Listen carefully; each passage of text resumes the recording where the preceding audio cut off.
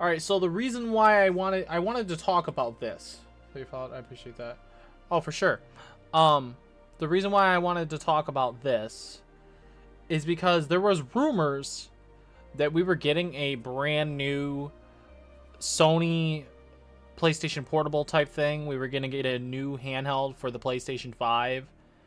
And this isn't what I was quite expecting from it. Sony for a new exclusive handheld.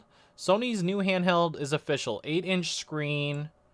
It says 8-inch screen streams PS5 games. So it's not a... Can you take it on the go? That's what I'm wondering here. What is this? Is this... This is just a quick little trailer thing for it. Let's check that out real quick. 1 second. Let me just mute that. Let's check this out real quick. I'm gonna full screen it. I turned it down some. We will launch a dedicated device that enables you to stream any game from your PS5 console using remote play over Wi-Fi. Internally known as Project Q, it has an 8-inch HD screen and all of the buttons and features of the DualSense wireless controller. So I don't... We look forward to sharing more information in the near future. I'm also pleased to reveal... Okay, so they didn't give us a whole lot yet on this. I was expecting a handheld console from Sony. I got my wish. Kinda not. That's the weird thing. It's you can play PS5 games, so it's not a brand new like handheld thing per se. I would say it's not like a fully brand new thing. Like it's not gonna have its own handheld games. It looks to me like you're just streaming through Wi-Fi your PS5 games that you own maybe digitally. It's different from the Nintendo Switch. Yes. So is it... Let's read into this. Some. It says we will launch a dedicated device that enables you to stream any game from your PS5 console using remote play over Wi-Fi. PlayStation boss Jim Ryan said during the PlayStation Showcase, internally known as Project Q, it has an 8-inch HD screen and all the buttons and features of the DualSense wireless controller. More specifically, it'll have an LCD screen running games up to 1080p and 60 FPS over Wi-Fi. 1080p, 60 FPS, I do like that for sure. So that is, it's more powerful than the Switch. Go figure, right? According to a Sony press release, it will feature both the adaptive triggers and haptic feedback of the DualSense. Ooh, so here's the thing with that though. You run into a problem. It's probably going to be like the Steam Deck. Yeah, but I don't think it's quite as powerful as the Steam Deck. But here is the problem that we run into with this. If it has both the DualSense, like if it features the DualSense, not the wireless controller, if it features the haptic feedback and DualSense of the DualSense, the adaptive triggers and haptic feedback is what I mean. If it features those, what happens if it gets drift? PS5 controllers have been known to get drift. I have one that has drift, actually. And that could be an issue with this. If it's going to, because it's literally a PS5 controller with a screen in the middle, and you cannot trade that out. It's not like Joy-Cons. The screen is connected to this thing. Right? So this is all one thing. I don't think you can take these out. I'm pretty sure it looks like this is connected as one thing. Right? Yeah, the screen is connected to these. So that could run into an issue here with this, where if they get drift from this, which they better hope that they don't, because that's going to be a big problem. I know the Steam Deck, when it came out, it did have drift, but they patched it in an update.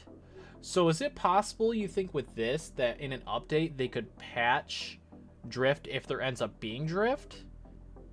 I think maybe there's a way they could do that if there ends up being drift, which let's hope there's not, but if there was.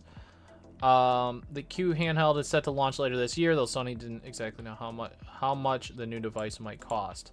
Do we have any guesses on like prices for this thing? I would say safe bet $350. I'm gonna go with $350, safe bet. I don't know. PSVR 2 is $550, which is crazy. And the Switch is $300. And PSVR 2 was $500. PSVR 1 was $350, I think, or $300. I'm gonna go with a safe bet of $350 for this thing. I don't know. It just seems like something. It just seems like maybe 350 is like a safe bet, but I don't know. According to the fine print at the bottom of Sony's presentation, games you play on the Q must be installed on a PS5 console itself. It's apparently designed as a companion for your own PS5, not something that would play games natively like a Steam Deck or phone, or even stream them from the cloud. Okay. However, Sony is one of the foremost companies with a cloud gaming service, one it currently seems to be overhauling based on the many job postings we dug up. So it's possible that the Q adds cloud gaming at a later date. Seem weird. To omit services that Sony makes Sony more money. Sony's brief tease didn't address whether you'd be able to use the Q to stream games outside of your house. Sony's Remote Play does currently support connections over cellular, though you might need to tether it to a phone or hotspot since Sony only has mentioned Wi-Fi. I don't know. Like, well, clearly it's not going to be like the Steam Deck in that aspect, it seems like. If you're required to have Wi-Fi on in order to play, do you need Wi-Fi for the Steam Deck in order to play your games? No, you don't, because you can play with Steam offline. So, I don't know. This is so weird. I don't like it. I don't think like 300, even 300 would be worth it, because you're just playing your PS5 on the go, essentially. I think maybe 200 for this thing, since you're just playing your PS5 games on the go. Which I think it's kind of a wasted opportunity of Sony to not make actual handheld games here. I don't know. So it says rumors about the handheld first service surfaced earlier this year thanks to a report from Inside Gaming. That report nailed a lot about the device, including that it relies on a remote play and wouldn't be a cloud gaming device. The 8-inch LCD screen, the DualSense resemblance, and the maximum resolution and frame rate. Okay.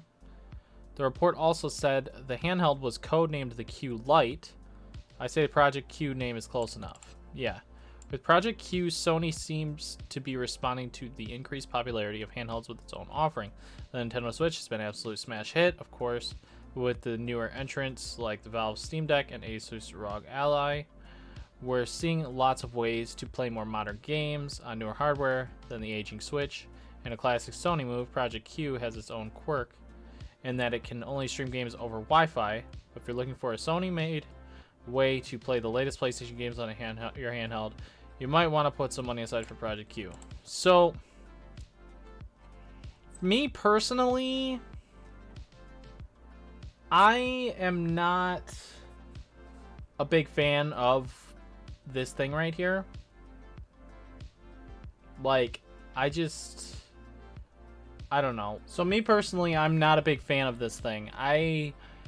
Because of the fact that you need both Wi-Fi connection and it's only to play your PS5 games in handheld mode. So basically, you cannot play this without a PS5.